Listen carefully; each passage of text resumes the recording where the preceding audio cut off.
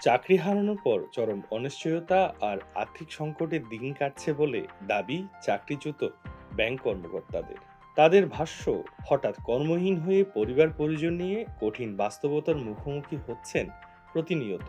পুনর্বহাল ন্যায় বিচার এবং ব্যাংকিং খাতে সুশাসন নিশ্চিত সহ 10 দফা দাবিতে এবারের মানববন্ধনের মাধ্যমে নিজেদের অবস্থান তুলে ধরেছেন এসব ব্যাংকাররা।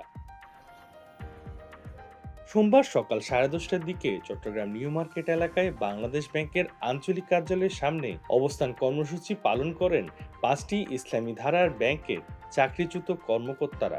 এ সময় তারা বিভিন্ন দাবি সংবলিত প্ল্যাকার্ড প্রদর্শন করেন এবং নিজেদের দুর্ভোগের কথা তুলে ধরেন। পর্যায়ে যে নেমে পড়ে, যখন সে যখন শারীরিক মানসিকভাবে যখন সে বিপর্যস্ত হয়ে যায়, তখন সে রাস্তায় নামতে বাধ্য হয়।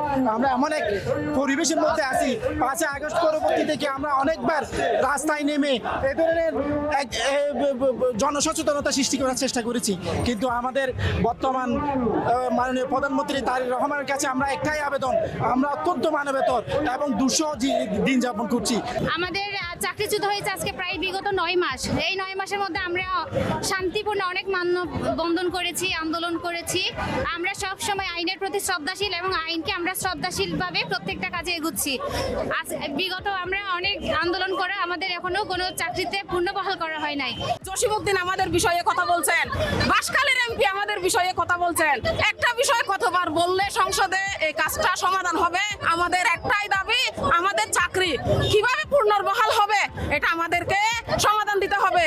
আমরা রাজপথে নামছি, আমরা এখনো সুশৃঙ্খল ভাবে আমরা মানববন্ধন করতেছি। আমরা কি বিশৃঙ্খলার পথে যাব? না, আমরা যেতে চাই না। আমরা চাই এর আগে আমাদের ন্যায্য অধিকার, আমাদের চাকরি আমরা ফিরে পেতে চাই, কারণ এটা আমাদের অধিকার।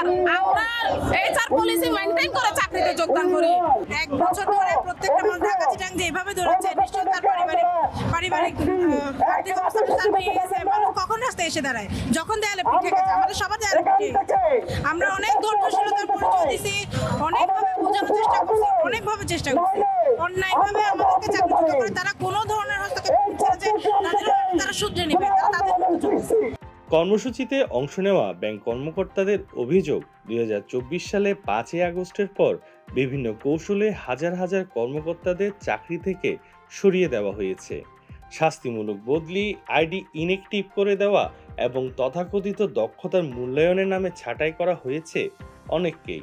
যেভাবে চাকরিচ্যুত করা হয়েছে কোনো আত্মপক্ষ সমর্থন না দিয়ে, এটা দ্রুত সময়ের মধ্যে উইথড্র করে যাতে আমাদের হারানো চাকরি আমাদেরকে ফেরত দেওয়া হয়, এটা হচ্ছে আমাদের মূল দাবি। আমাদের ইসলামী ব্যাংকে যাতে একটা কর্পোরেট সুশাসন নিশ্চিত করা হয় এবং স্বতন্ত্র একটা যাতে নিরপেক্ষ পরিচালনা পরিষদ গঠন করা হয়। মানববন্ধনে আরো গুরুতর অভিযোগ তোলেন এক কর্মকর্তা।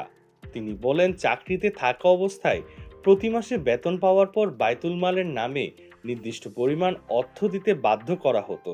কেউ এই অর্থ দিতে অস্বীকৃতি জানালে তাকে ঊর্ধ্বতন কর্মকর্তাদের অসন্তোষ ও বিভিন্ন ধরনের প্রশাসনিক চাপের মুখে পড়তে হতো বলে অভিযোগ করেন তিনি।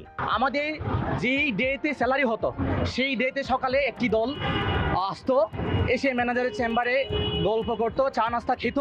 খাওয়ার পরে ম্যানেজার ওনারা চলে যেত।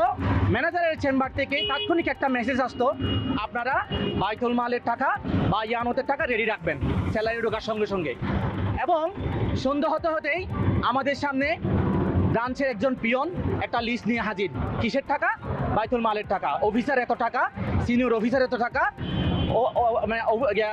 এফএবিসি অ্যাবভ এত টাকা, এভাবে নির্ধারিত করা ছিল।